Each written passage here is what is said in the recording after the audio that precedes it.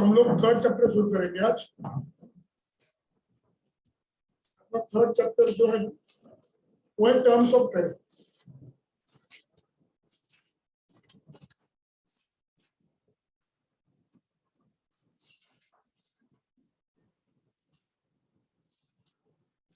Terms of trade में मैं उसी लेवल से जा रहा हूँ जिस लेवल से आपको ऑब्जेक्टिव पूछेंगे। एमसीक्यूज के लेवल से जा रहा हूँ, डिटेल में नहीं जा रहा है, क्योंकि अभी आपको डिटेल में आंसर तो किसी को लिखना नहीं, एमसीक्यू ही लिखना है आपको। उसका जो इसेंस है मैं आपको बता रहा हूँ। टर्म्स ऑफ ट्रेड में तीन तरह के टर्म्स ऑफ ट्रेड होते हैं। एक होता है बैलेंस टर्म ऑफ ट्रेड,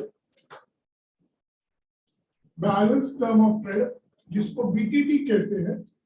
दूसरा है एडवर्स टर्म ऑफ ट्रेड और तीसरा है डेफिसिट टर्म्स ऑफ ट्रेड।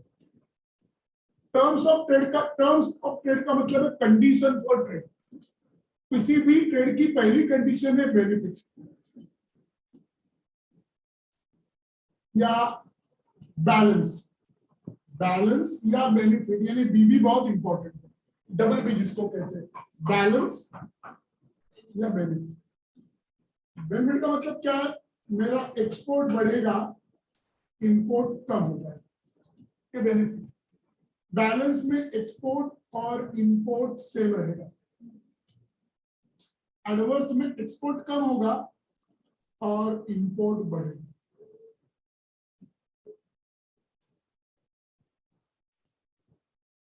तो ये फिजिबल है, ये फिजिबल है, ये नॉन फिजिबल। तो टर्म्स ऑफ ट्रेड आइदर ये भी या आइदर वो भी, बीबी स्पेलिंग शॉर्ट का बीबी होना चाहिए। एडवर्स को ही हम लोग डेफिसिट कहेंगे। एडवर्स का मतलब है गलत, रॉन्ग। डेफिसिट का मतलब है लॉस। तो टर्म्स ऑफ ट्रेड लॉस वाला नहीं है, यानी एक्सपोर्ट 100 रुपए का है, इंपोर्ट 200 रुपए का, तो -100, क्योंकि एक्सपोर्ट माइनस इंपोर्ट, तो -100 यानी आप लॉस में लिए। ये 400 है, ये 200 है, तो आंसर आएगा 200 प्लस तो प्रॉफिट।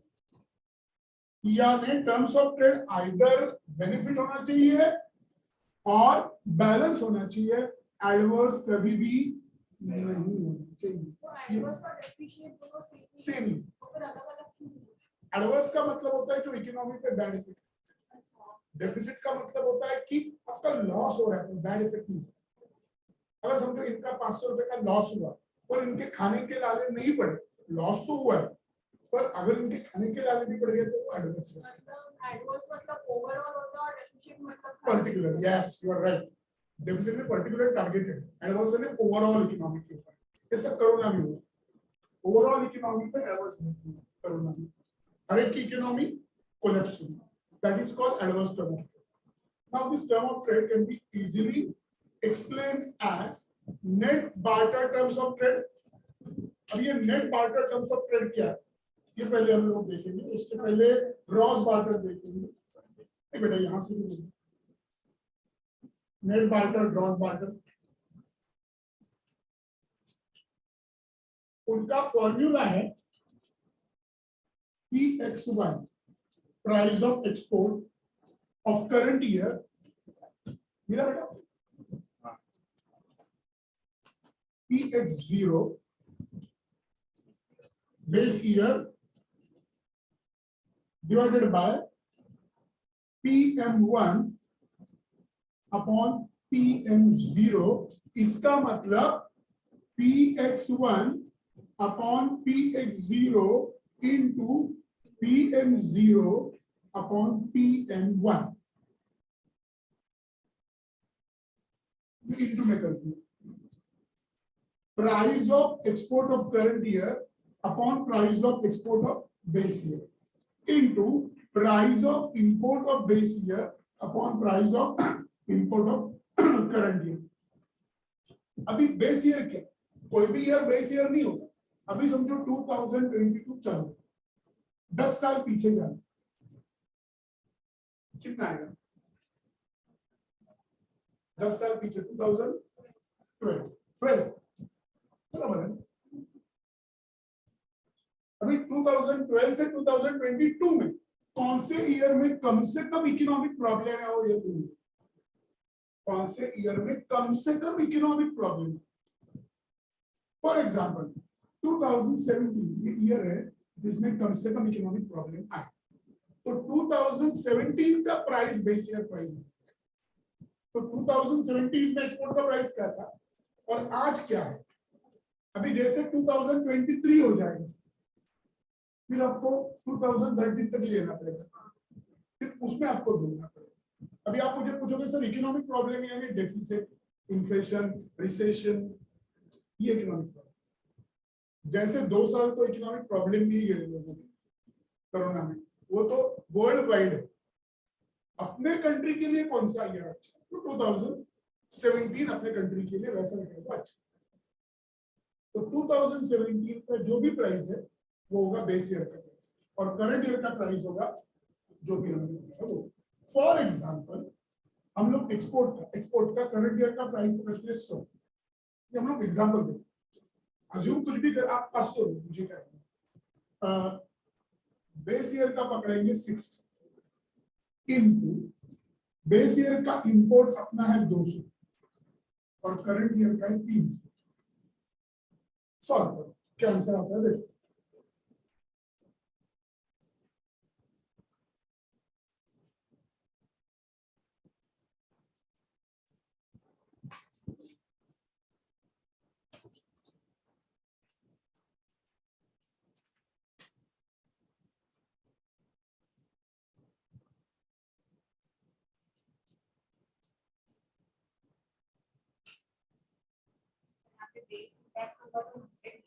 नहीं any base year number consider any base year,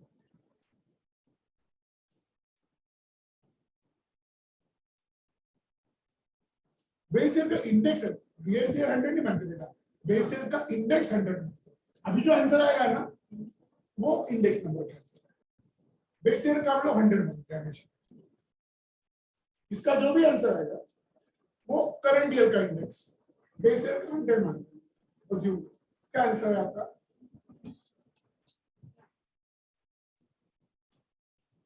ये स्मार्ट है एकदम, इसने पहले ही किया।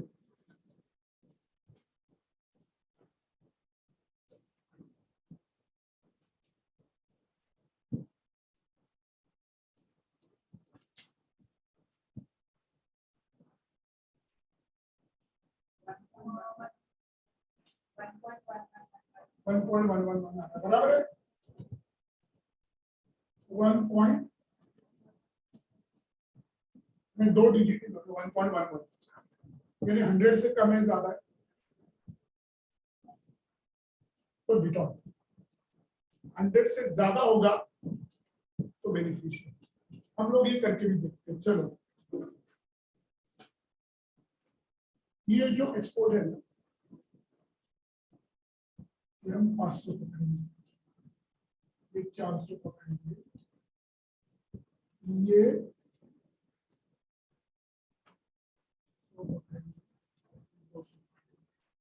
अभी वो आंसर छोड़ दो, फाइनल आंसर उसमें कोई अपने को लेना देने पे आपको पूरा जाना ही नहीं है डिटेल में, आपको खाली एमसीक्यू सॉल्व करना है। अभी ये अमाउंट देख लो और ये अमाउंट देख लो, ये अमाउंट देख लो और ये है x0, ये है m0, ये है x1, ये है m1। अब कौन सी अमाउंट आपको ज्यादा दिख रही है? x1 ज्यादा दिख रही है और इस कंपेयर में x0 ज्यादा दिख रही है, यानी करंट ईयर का एक्सपोर्ट भी ज्यादा है और बेस ईयर का एक्सपोर्ट भी ज्यादा था। तो आपका एक्सपोर्ट ज्यादा है, इंपोर्ट कम है, तो ये ट्रेड कैसे होगा? बेनिफिशियल होगा कि एडवर्स होगा? देखो इंडिया 500 रुपए का एक्सपोर्ट कर,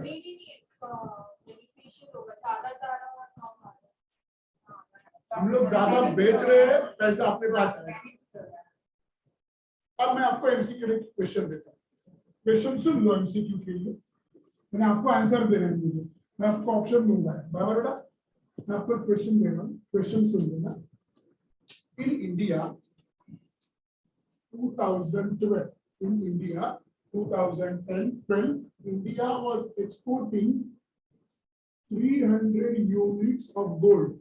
India was exporting 300 units of gold, and India was importing 150 units of gold. The terms of trade in the case of gold for India: A, adverse; B, beneficial; C, can't say; D, all the above. आ गया answer, बताओ। B क्या है, dot करो। कुछ लोग टिक करते हैं, कुछ लोग डॉट करते हैं, तो जॉब को करते हैं। ऑनलाइन आपको डॉट ही करना है। एग्जाम तो ऑनलाइन होगा, पर शायद वो लोग ऑफलाइन सोच रहे हैं, एमसीक्यू ही और ऑफलाइन का सोच रहे हैं। अगर ऑफलाइन है ना होगा 50% एमसीक्यू और 50% ऑनलाइन का शायद तो अभी तक कुछ क्लियर नहीं है, दौर है ऑनलाइन में। अब उसमें ऑनलाइन में क्या होता है ना, आपको जो स्क्रीनशॉट भेजते हैं, मैंने ट्राई नहीं किया है। मेरे को इसका भी कम कितने स्क्रीनशॉट बच्चों के आते हैं, इसका आंसर बोलना। दोपहर में 2 बजे सोया था अभी, लेकिन बोल रहे सर अब सो 2 मिनट प्लीज। क्वेश्चन तो ये होता है बस ऊपर नीचे करके आता हाँ, और वो झटझट भेजते हैं, सर हरी हरी हरी क्या पढ़ने तो दे रहा है, और वो क्या मोबाइल से स्क्रीनशॉट निकालते हैं। है। आप भी ऐसे बता दो। कॉपी कॉपी मैंने बोला कॉपी मत करो, दोस्ती यारी में ठीक है, कॉपी बैड, बराबर। नहीं समझा 100 बार पूछो, आंसर ऐसा देना गलत है। अभी मुझे बताओ gross barter terms of trade क्या होता है? ग्रॉस बार्टर आंसर दिया देखो, ग्रॉस बार्टर यहाँ क्वेश्चन दिया मुझे, gross barter term of trade, उसका फॉर्मूला देखो क्या है। Quantity M1 upon quantity M0 into divided by quantity of x1 upon quantity of x0 into 100 or OM1 upon QM1 upon QX1 into 100। तो ये सबसे इजी फॉर्मूला है। Quantity of import in current year upon quantity of export in base year, sorry current year into 100, दोनों current year करेंगे। अभी समझो import मेरा 100 है, एक्सपोर्ट 50 है, इनटू 100, आंसर क्या है?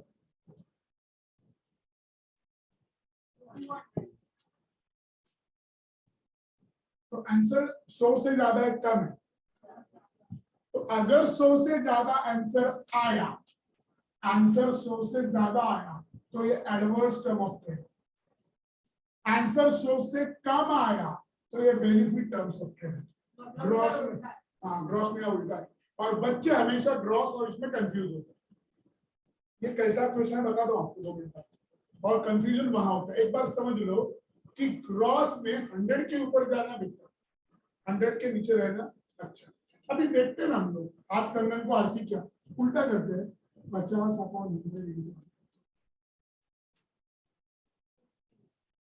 आंसर कितना है? 100 गया 50। तो टर्म्स ऑफ ट्रेड प्रॉफिटेबल है कि लॉस? प्रॉफिटेबल, क्योंकि नीचे 100 है। और अगर डॉट 100 डॉट 100 तो balance, no profit no loss, उसको 3 प्रकार है, एसबी, बीबी और BB, deficit, surplus and balance. हम लोग हमेशा मजाक में कहते हैं हर कंट्री का प्रेस्टीज क्या मतलब में बीबी। प्रेस्टीज का मतलब है कंट्री ग्रेड कौन सी, जिसका एग्जैक्ट 100 ऑफ कंट्री ग्रेड, बराबर है, उसको बीबी कहते हैं। जो कंट्री एग्जैक्ट है उसको 100 आते हैं, तो that is great country. Surplus वाली भी ग्रेट है नो डाउट, पर अच्छी कंट्री कौन सी, तो हर कंट्री बीबी लाना चाहिए और वो प्रेस्टीजियस है। इससे मैं हमेशा एक जोक मारता हूँ, डायलॉग मारता हूँ, जो बीबी से करे प्यार वो प्रेस्टीज से कैसे करेंगे, वो एडवर्टाइजमेंट। हर कंट्री को क्या है, बीबी लाना, तो बीबी लाओ भाई, हमें क्या करना। बीबीएन है वो बीबी नहीं, बैलेंस बजट। दूसरा डीबीएन है डेफिसिट बजट, एसबीएन है सरप्लस। सरप्लस का मतलब है प्रॉफिट। जैसे अभी हमने देखा ये 50 रुपीज में 200 हुआ तो लॉस, डेफिसिट एग्जैक्टली 100 हुआ। जैसे ऐसा आया 100 अपॉन 100 इंटू 100 1 आंसर 100 एग्जैक्ट। तो ऐसा कभी इंटरव्यू में होता। जैसे 35 मार्क्स का पेपर मैंने सॉल्व किया, मेरे को 35 मार्क्स से मिले, ऐसा कभी हुआ नहीं, ऐसे हुआ था एक ही बार हुआ था लाइफ में। सीडी देशमुख नाम के अपने फर्स्ट फाइनेंस मिनिस्टर, उन्होंने अपने प्रोफेसर से चैलेंज लगाया मैथ्स के पेपर में।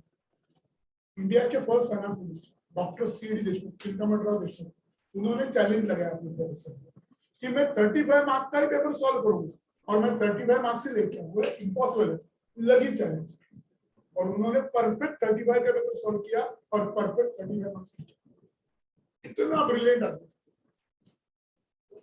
और वो एमएमए इकोनॉमिक्स में फर्स्ट है। और जब वो फर्स्ट आए एमएमए इकोनॉमिक्स में, वो अपने प्रोफेसर को मिलने गए, उस समय रिजल्ट पेपर में आता, तो वो गए मिलने, बोलते कि सर सेकंड नंबर किसका, यूनिवर्सिटी में सेकंड नंबर क्यों पूछते, जनरली फर्स्ट पूछते हैं, तो फर्स्ट मेरा ही होगा, तो तुरंत पता ऐसे टीचर छोड़ो, चलो सर चैलेंज, चलो प्रिंसिपल के पास, प्रिंसिपल ऑफिस में गए, प्रिंसिपल भी हक्का बक्का, बोलते ऐसे कैसे, बोलते सर चैलेंज कैसे है, फर्स्ट मैं। उन्होंने कहा चलो रिजल्ट हम लोग चेक करें, अगर हार गया तो बोलते जो आपका हो गया। और जैसे उन्होंने वो पोस्टर में चेक किया, इतना ग्रेट आदमी, हाईली ब्रिलियंट। ऐसे लोग बहुत कम होते, हम लोग 35 का सॉल्व करेंगे तो 20 मिलना मुश्किल। अब इसके लिमिटेशंस क्या है, तो लिमिटेशन तो आपको आते ही, हाँ इस पे क्वेश्चन कैसे आएगा ये मैं आपको बताता हूं। In the case of gross barter trade, in the case of gross barter trade, if any country gets 500 answer, that is index number, the country is facing dash. Very good. तो मैंने answer option देने के पहले अपने answer दिया, very good. ए point होगा beneficial, B है adverse, सी है ऑल द अबव, डी है प्लांट्स।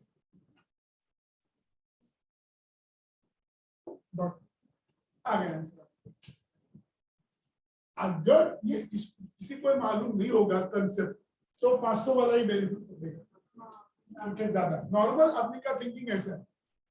अगर आपको मालूम है इसलिए भी आपको मालूम है, पर जिसने पढ़ा नहीं उसको पूछो कौन सा बेनिफिट है, वो 100% कैपिटल। इसका लिमिटेशन क्या है, हम लोग नहीं है फिर भी करेंगे, करने में क्या है, express in the terms of trade in the terms of quantity instead of price।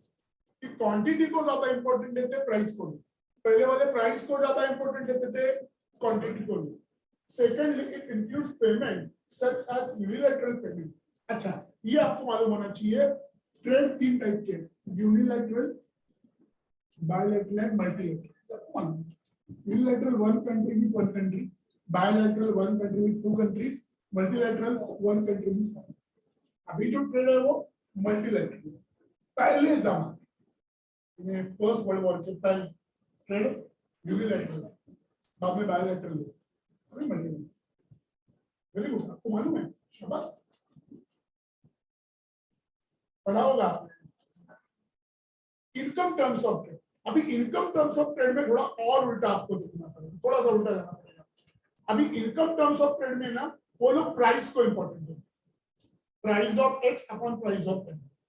TY यानी income terms of trade, income को हम लोग हमेशा वाई कहते हैं, वाई का मतलब इनकम, इतना याद रखना, टीवाई आगे बिकम मत लगाना, टीवाई का मतलब है income terms of trade, income को हम लोग वाई कहते हैं। क्यों? ये वाई एक्सिस, ये एक्स एक्सिस, इनकम को वाई क्यों कहते हैं मालूम है आपको?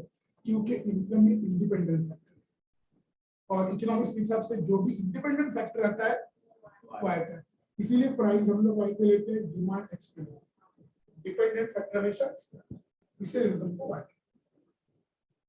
तो टीवाई का मतलब है इनकम टर्म्स ऑफ ट्रेड, उनका फॉर्मूला है PX1, price of export of current year upon price of import.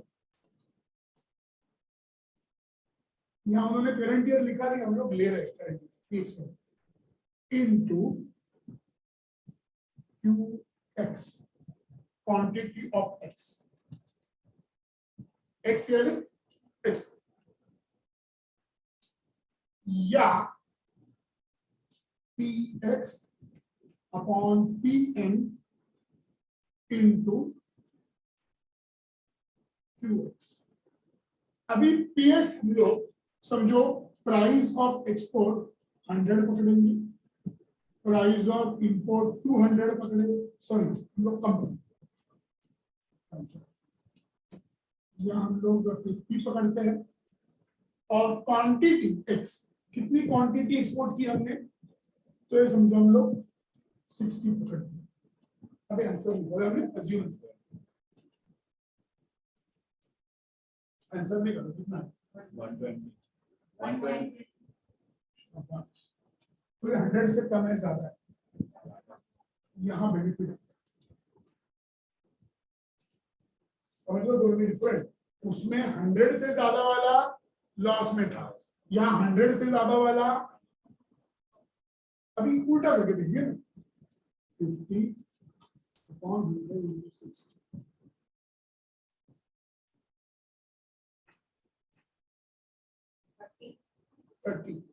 तो किसने गया? समझ में आपको? यानी इनकम टर्म्स ऑफ ट्रेड में आंसर 100 से ऊपर होना चाहिए, याद रखना। If an answer is below the 100, income term of trade is adverse. Answer is above the 100, income terms of trade is beneficial. Gross में ज्यादा होगा, कम होगा तो बेनिफिशियल, ज्यादा हुआ तो लॉस। यही बच्चे कंफ्यूज होते हैं।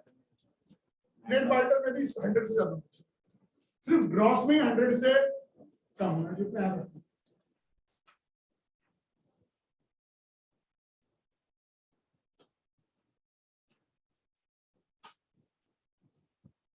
अभी income of trade, terms of trade की लिमिटेशन थी, उसका पहला लिमिटेशन है income terms of trade however do not measure precisely the gain और लॉस।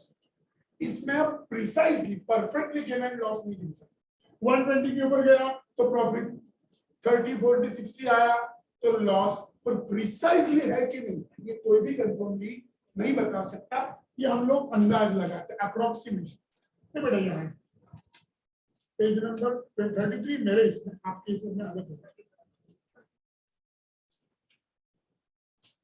बाद में increase in the export may be due to the decline in price. कभी कभी क्या होता है ना, आपका एक्सपोर्ट बढ़ता है प्राइस का बेस, कभी कभी आपका एक्सपोर्ट बढ़ जाता है, तो आपका एक्सपोर्ट अच्छा इसलिए नहीं बढ़ता, प्राइस कम इसलिए बढ़ता है। जैसे चाइना का एक्सपोर्ट ज्यादा है प्राइस, क्योंकि चाइना जो है ना वो कंज्यूमर कंट्री नहीं, चाइना एक्सपोर्ट ओरिएंटेड कंट्री। अगर चाइना का प्रोडक्ट हमने लेना बंद कर दिया तो ऐसे ही वो मरने वाले। पाकिस्तान तो मर ही गया, तो उनका तो हो गया ना, गवर्नमेंट डिसॉल्व हुआ। श्रीलंका भी वैसे ही अभी ऊपर चल रहा है, क्योंकि वहां फ्यूल नहीं है। 4,500 रुपया gas cylinder, 4,500 rupees Indian currency में गैस सिलेंडर। इंग्लैंड में 2 टाइम खाने के बाद अमेरिका में रेट ऑफ इंटरेस्ट इतना बढ़ गया कि लोग लोन नहीं ले सकते। ऑस्ट्रेलिया में पूरी इकोनॉमिक कोलैप्स हो रही है। नेपाल में लोग भूखमरी से मर रहे हैं। यूक्रेन का तो आपको मालूम नहीं क्या हाल है। रशिया वॉर के कारण खुद के ऊपर बर्डन, यानी सबसे सुखी इंडिया हम लोग। भले थोड़ा सा महंगा हो रहा है, नहीं ऐसा नहीं, 15 रुपए का वड़ा पाव 16 रुपए होगा, समझो, तो इतना कोई बड़ा इंच नहीं है। आपको पेट्रोल का ही भाव। बस जहाँ बाइक को मेरे को समझो 80 रुपीज का पेट्रोल लगता था, अभी 90 का लगेगा। कम हो गया, सब लोग हाइड्रोजन कार लेंगे। अभी हाइड्रोजन आ रहा है। किया। तो ये आपको समझा कि प्रिसाइज नहीं है। Secondly, increases export of the income terms of trade takes into account the import capacity of the country based on export receipts only but neglect the foreign exchange receipt. दो तरह के रिसिप्ट होते हैं। एक foreign exchange receipt, आपको dollars में पैसा मिलता है कि नहीं, ये वो लोग निग्लेक्ट करते हैं। डॉलर्स में कितना ये जो कन्वर्ट होता है, अगर मैंने $1 लाया तो इंडियन करेंसी में कितना होगा, 1775 जो भी होगा वो, तो ये कन्वर्ट करना वो लोग नहीं। एक जमाना ऐसा था जब डॉलर का रेट डिपेंड होता था इसमें, मालूम है आपको, सोने पे, गोल्ड। समझो मैं $1 में अमेरिका में 0.01 इतना गोल्ड ले सकता हूँ, अज्यूम करो 0.01, और इंडिया में मैं $1 में 0.0001 इतना गोल्ड ले सकता। ये मैं $1 में लेता और ₹1 में इतना। तो आंसर क्या आएगा, करो 0.01 अपॉन 0.000।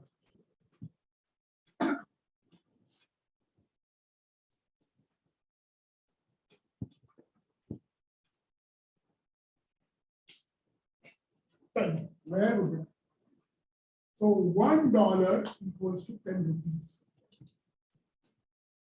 अब सोने की महंगाई बढ़ गई, तो इंडिया में सोना $1 में और कम हो जाएगा मेरा।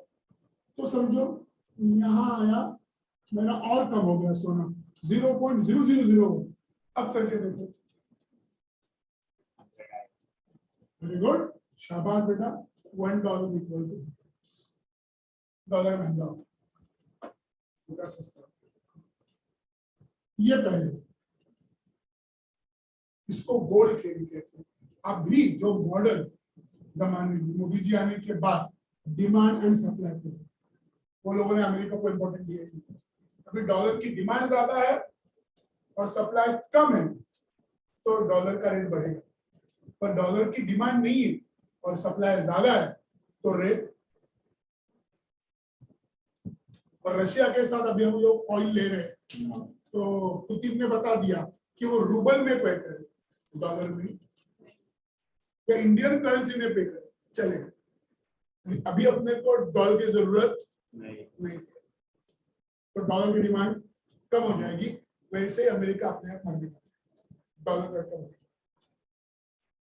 आगे आगे देखो होता है 2025 इकोनॉमिकल सिनेरियो क्या रोल प्ले करता है, सबको पता चलेगा। और इसीलिए हम इकोनॉमिक्स वाले छाती पे हाथ रख के कहते हैं 2025 India will be the richest country in the. ऐसा सुना है, और जब बोलते तो बोलते तथास्तु, होगा ही होगा। India will be the richest country होगा, होना चाहिए। इंडिया में जो हम लोग रिच होंगे ना, जितनी बात हम लोग रिच होंगे तो इंडिया रिच होंगे। बाद में the concept of income terms of trade fails to consider the welfare aspect of trade. Trade से वेलफेयर होता है, ये वो लोग कंसीडर नहीं करते। ट्रेड क्रिएट्स वेलफेयर, वो ये लोग रिजेक्ट करते हैं। ट्रेड हमेशा वेलफेयर क्रिएट करता है। कैसे? जितना ट्रेड ज्यादा उतना वेलफेयर ज्यादा, जितना ट्रेड कम उतना welfare come. Single factor terms of trade, single factor terms of trade में सिंगल फैक्टर लिया जाता है। सिंगल फैक्टर यानी वाइन और क्लोथ, याद करना दोस्तों, that is single factor terms of trade.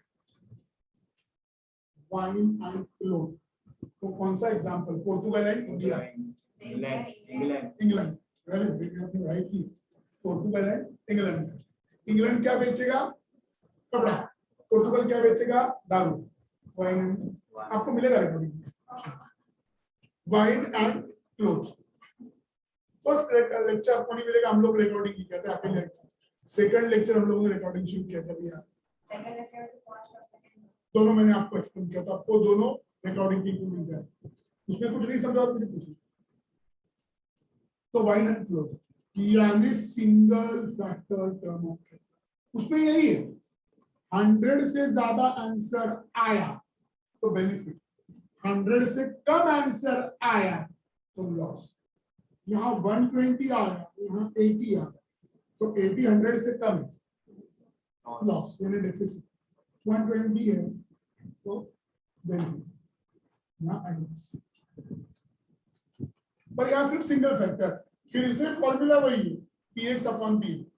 px यानी price of current year upon price, sorry price of export upon price of input into zx। zx का मतलब है productivity index of export sector. Productivity index, productivity index का मतलब क्या मैं आपको बताता हूँ। प्रोडक्टिविटी zx का मतलब है प्रोडक्टिविटी इंडेक्स। प्रोडक्टिविटी इंडेक्स का मतलब है प्रोडक्टिविटी कितनी। अब ये पूछेगी सर कैसे निकालेंगे? सिंपल बात, आउटपुट अपॉन इनपुट। आउटपुट 10 है, इनपुट 2 है, 5। आउटपुट 10 है, इनपुट 20 है, 0 0 गया 0.5 बराबर। तो ये 1 से कम है कि ज्यादा है? तो प्रोडक्टिविटी कम। ये 5 है, 1 से ज्यादा की कम, इसको कहते हैं प्रोडक्टिविटी इंडेक्स। यानी आपका आउटपुट कितना है और इनपुट कितना है।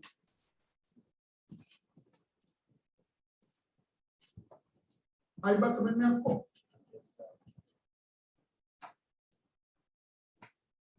प्रोडक्टिविटी इंडेक्स का मतलब है आउटपुट कितना है, इनपुट कितना है, यानी px upon pm into zx।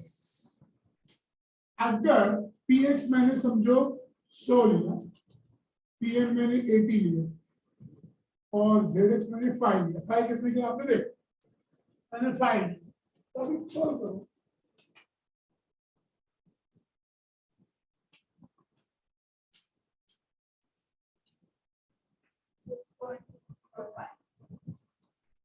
Six point यानी 1 से ज्यादा है, यहाँ 100 का कोई संबंध नहीं आता, 1 का आएगा।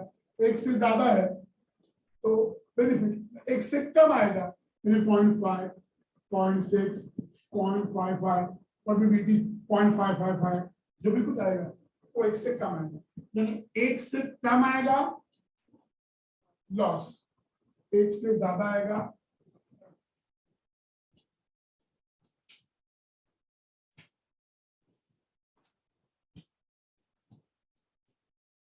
अभी टर्म्स ऑफ ट्रेड को कौन से, sorry double factor terms of trade. Double factor में आपको 2 फैक्टर लेने हैं, यानी इसमें आपको क्या करना है, डबल फैक्टर का मतलब px अपॉन pm। px का मतलब है price of export upon price of import into productivity of export upon productivity of import into।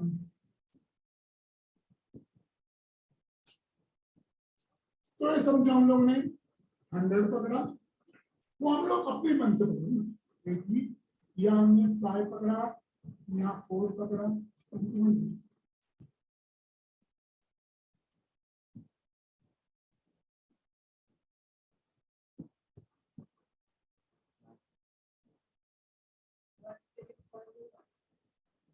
156.25 यहाँ 100 का आएगा, 100 लिए आंसर 100 से ज्यादा है प्रॉफिट, आंसर 100 से कम आया। डबल फैक्टर में एक्सपोर्ट भी लिया जाता है उसकी प्रोडक्टिविटी, इंपोर्ट भी लिया जाता है उसकी पर। क्यों बोल रहे हैं? प्रोडक्टिविटी कम होगी ना तो लॉस हो। कैसे मैं आपको बताता हूँ। मैंने एक आदमी को, मेरा तो लड्डू का फैक्ट्री, मैंने लड्डू बनाने के लिए 2 आदमी रख दिए और एक को बोला भाई 8 घंटा काम करना है। कितने लड्डू? 100-200 नहीं, 8 घंटा काम करना है लड्डू बनाना है। मैं तेरे को 200 रुपया देता। ए नाम के आदमी ने 8 घंटे में 400 लड्डू बनाए और बी नाम के आदमी ने 8 घंटे में 100 ही लड्डू बनाए। मैं दोनों को 200 रुपया दूंगा लड्डू बनाने का। पर लड्डू पे कितना खर्चा मेरा?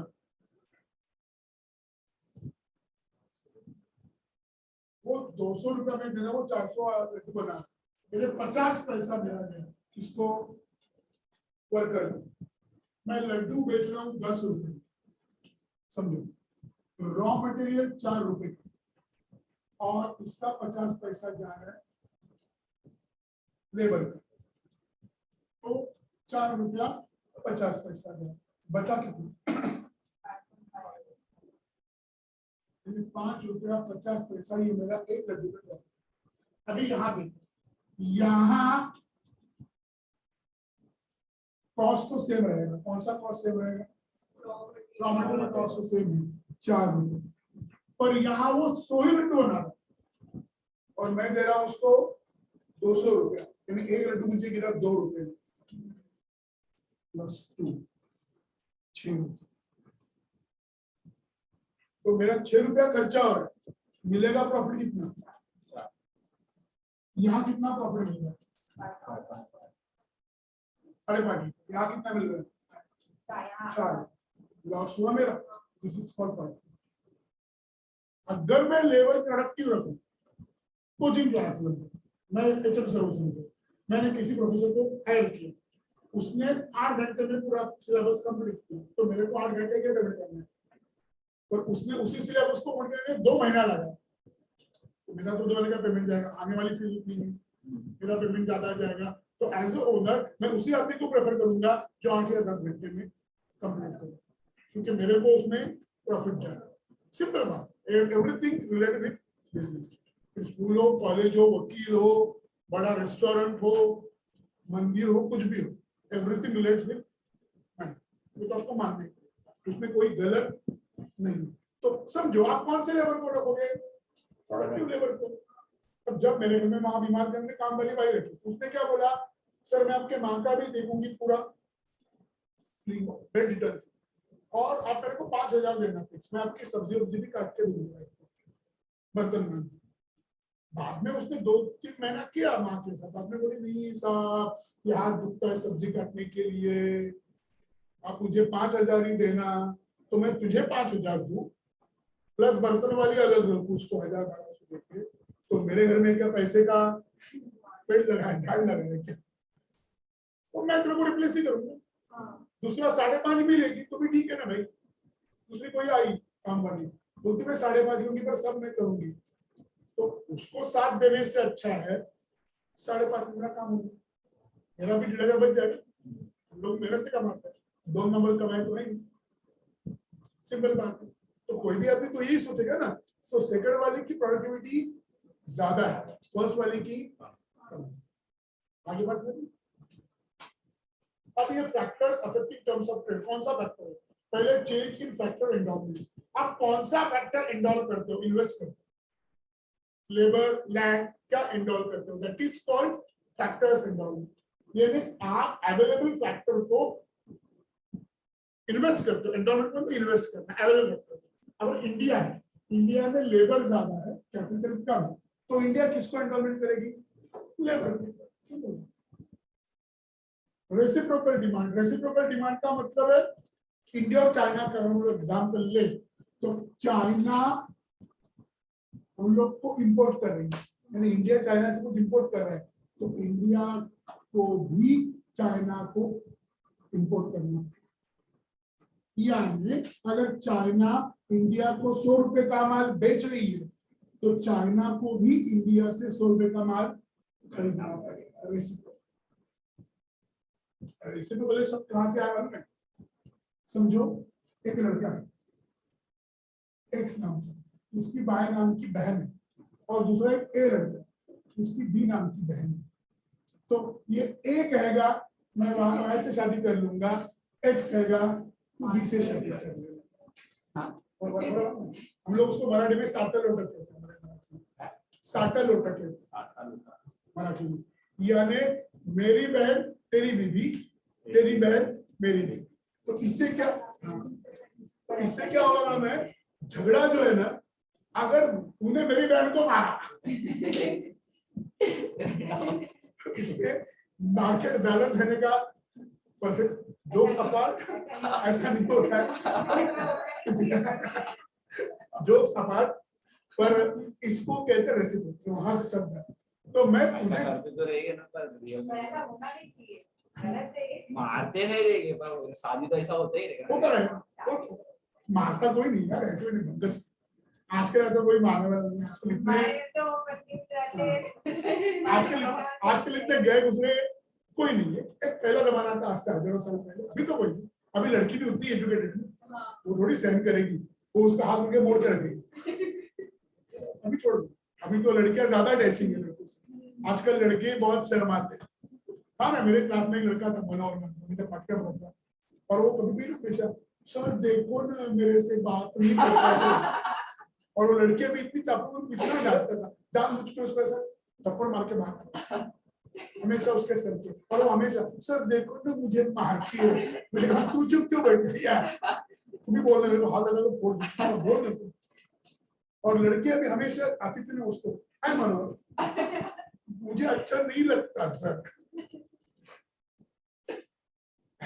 मैंने उसको बहुत सुधारने की कोशिश की, मैं बोला अभी तो टीवा होने के बाद मार्केट में जाएगा जॉब में, तो तेरे लोग खींचेंगे बेटा, ऐसा मत दो, थोड़ा डैशिंग हो। पर एंड तक वो सुधरा नहीं, मुझे डर था मैं बिगड़ूंगा, बोला ठीक है जान दो। थर्ड पॉइंट है इंप्रूवमेंट इन टेक्नोलॉजी, जितनी टेक्नोलॉजी इंप्रूव होगी उतना फायदा है, पर ये निगलेक्ट करते हैं। टेक्नोलॉजी इंप्रूव होगी तो एक्सपोर्ट बढ़ेगा, इंपोर्ट बढ़ेगा। मैंने आपको बताया ना कि पापा मैं हाथ से लड्डू बनाता हूँ 100 बनाऊंगा, मशीन से बनाऊंगा तो 200 बनाऊंगा। आजकल वो शिरडी में वो चपाती बनाने का बड़ा मशीन है, देखा होगा आपने कभी शिरडी के किचन में गए होंगे, शिरडी यहाँ से वहाँ बड़ा किचन, और वहाँ चपाती बेलने का मशीन ऑटोमेटिकली वो बेल के ना बेल्ट होता है, रोलिंग बेल्ट से। हाँ बराबर। तो क्या होता है ना, 1 या 2 घंटे में 2 या 3 हजार चपाती बनाते हैं, और उतना जरूरी भी है ना, 1000 लोग बस प्रसाद के लिए जाते हैं। अगर वो हाथ से बेलते बैठे तो दूसरे भक्तों को विदाउट चपाती खा के उठना पड़ेगा, तो वहां आपको टेक्नोलॉजिकल यूज करना ही पड़ेगा। घर घंटी आपने देखी होगी, पहले हाथ से लोग चक्की पीसते थे, बाद में चक्की में जाते थे। अभी बहुत से लोगों ने घर में घर घंटी चक्की, उसमें उनका काम बहुत आसान हुआ। मिक्सर से भी घर घंटी अच्छी, मिक्सर का अपना काम अलग है चटनी वटनी के लिए, पर दाल वाल पीसने के लिए घर घंटी अच्छी। चेंज इन टेस्ट, क्या होता है, लोगों का टेस्ट चेंज होता है। एक जमाना था हम लोग इंपोर्ट बहुत कम करते थे, आज हम लोग इंपोर्ट ज्यादा करते हैं। अभी इंडिया में बनता ही पहले चीज इंडिया में नहीं बनता, और हम लोग अभी हर चीज में चीज, हर चीज में पनीर, वड़ा पाव भी चीज आने लगा, चीज बस वड़ा पाव। मैं एक बार भंकस ने बोला भाकरी बनाते हैं रोटी, उसमें भी अब चीज डाल दो, चीज झुमका, चीज भाकरी। डोसे में तो आ ही गया ना, चॉकलेट डोसा आ गया। इतना ही नहीं, मैगी में भी वो मिरांडा में मैगी घंटा में आपने देखा होगा यूट्यूब पे, कैसे खाते रहेंगे यूट्यूब पे देखा होगा, और वो लोग कैसे खाते हैं भगवान। छोले का आइसक्रीम बनता है। हाँ, एक मैंने वीडियो यूट्यूब पे देखा था, आइसक्रीम का वड़ा फ्राई कर, क्या फायदा है? वो आइसक्रीम को फ्राई करते हाँ। हैं, वो बड़ा के लाइट हाँ, उसमें क्या टेस्ट लगा अभी, घंटा में मैगी सुन के ही आदमी को यक हो गया। खाने वाला अपने रिस्पेक्ट, पर लोगों का टेस्ट, और वो खाते भी। ये ओरियो की भजिया, लिटरली आलू की भजिया ओरियो डुबाते हैं बिस्किट, और उससे अच्छा ओरियो था। यानी इसका मतलब है लोगों की टेस्ट चेंज हो रही है। टैरिफ जितना होगा उतना एक्सपोर्ट कम होगा। पहले ना 150% टैरिफ था, अब आप मुझे पूछोगे सर टैरिफ का मतलब टैक्स, अगर समझो मैं अमेरिका से पेन ले रहा हूँ, पेन अमेरिका से, तो उस पे 150% है। अगर समझो पेन 100 रुपए का, तो कितना टैरिफ बैठेगा? 150, 150 टैरिफ बैठा, तो पेन का भाव कितना होगा? 250 रुपये होगा। तो इंडिया वाला अमेरिका से पेन लेना बंद कर देगा। 1991 में जब मनमोहन सिंह फाइनेंस मिनिस्टर बने, उन्होंने टैरिफ 150% से 0% कर दिया, 0%।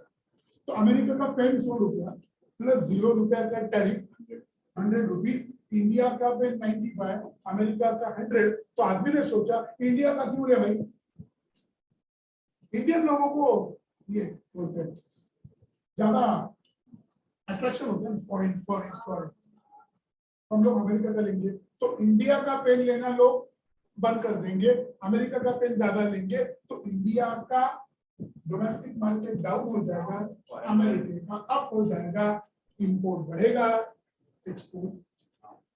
इसलिए टैरिफ होना जरूरी है। टैरिफ से आपको प्रोटेक्शन मिलता है, टैरिफ होना है टैक्स। उसके बाद इकोनॉमिक डेवलपमेंट, हर कंट्री की अपनी अपनी इकोनॉमिकल डेवलपमेंट है, टेक्नोलॉजिकल, कल्चरल वगैरह वगैरह वगैरह। इंडिया में भी कल्चरल डेवलपमेंट है ना, हम लोग कल्चर में कहां से कहां आ गए। एक समय अपना कल्चर क्या था, आज कल्चर क्या है।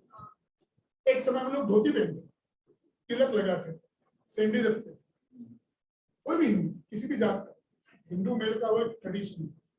आज क्या, और हम लोग पूरे बदले, कल्चर ट्रेडिशन चेंज होता है, वैसे इकोनॉमी भी चेंज होता है। नेचुरल कमोडिटीज, पहले हम लोग फूड क्लोथिंग शेल्टर को इंपॉर्टेंट मानते, अभी नेचुरल कमोडिटीज बदल गई। Food clothing shelter, education, mobile, net. पहले नेसेसरीज कौन सी थी? फूड क्लोथिंग शेल्टर, बाद में एजुकेशन जुड़ गया, अभी मोबाइल भी है, और मोबाइल के साथ साथ नेट या है। हाँ, परफेक्ट। अभी बेसिक नेसेसरी, लग्जरी भी। एक जमाना था जब बचपन में हम लोग फर्स्ट सेकंड स्टैंडर्ड में रहते थे, तब किसी में एसी और उसको बड़ा मानते थे। आज घर घर में एसी। मैं जब फर्स्ट सेकंड स्टैंडर्ड था, मैं घर में चौल में रहता था, जब मैं कॉलेज में फ्लैट थी, पर जब हम लोग चौल में रहते थे, 20-25 रूम थी, एक के पास वो काला फोन था, प्रिंटिंग वाला पुराना वाला, और सब लोग उसके पास ही फोन करते, और वो बुलाने का भी 1 रुपया लेता था और फोन करने का भी 1 रुपया लेता।